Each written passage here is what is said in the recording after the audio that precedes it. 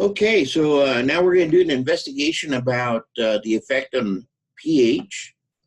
And what's going on here is that certain microorganisms live in different environments. For example, Staphylococcus epidermidis and aureus lives on top of the skin. E. coli lives in the gut, okay?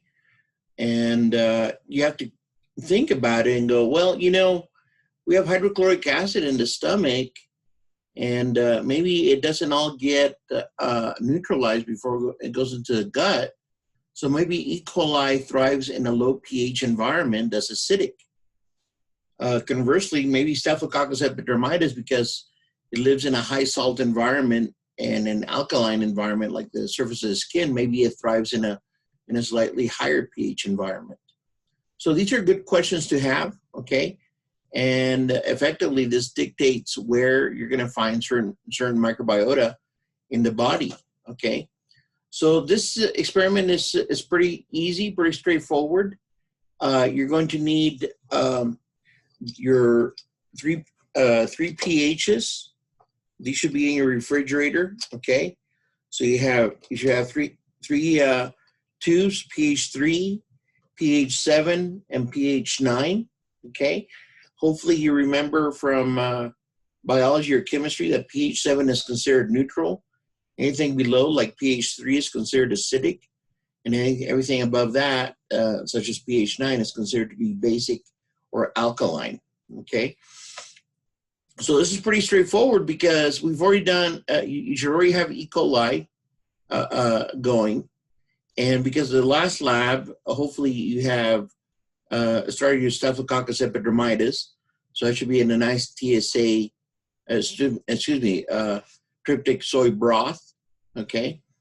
And I don't want to insult your intelligence, but effectively what you're going to do is you're going to inoculate 3 tubes, pH 3, pH 7, pH 9 with E. coli, and 3 tubes, pH 3, pH 7, and pH 9 with Staphylococcus epidermidis.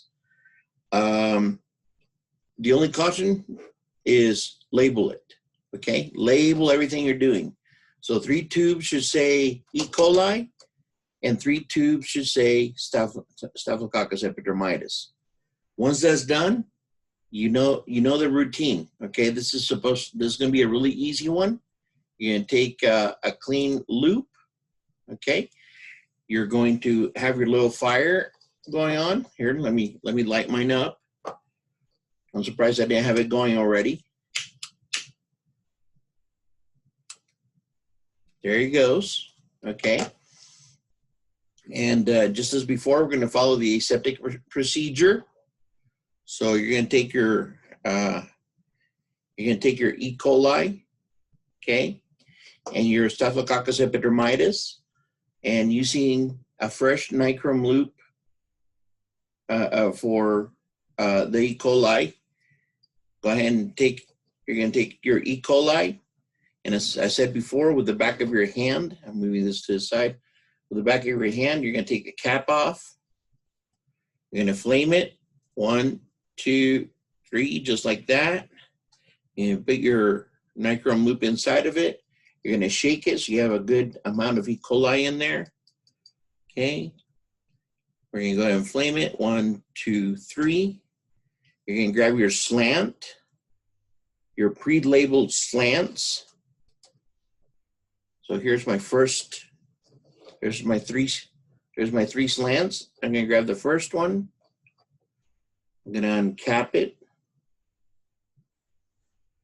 With the back of my hand, I'm going to flame it. 1, 2, 3. And now, I'm going to turn around. There should be a little bit of liquid at the bottom of it. Just a little bit like that. You're going to put your nichrome loop all the way down. You're going to put your loop all the way down, like so. And then gently, you're going to go back and forth. They call this a fishtail inoculation. Do you guys see that? I'm just going back and forth, back and forth, back and forth. Just like that, all the way to the top, like so.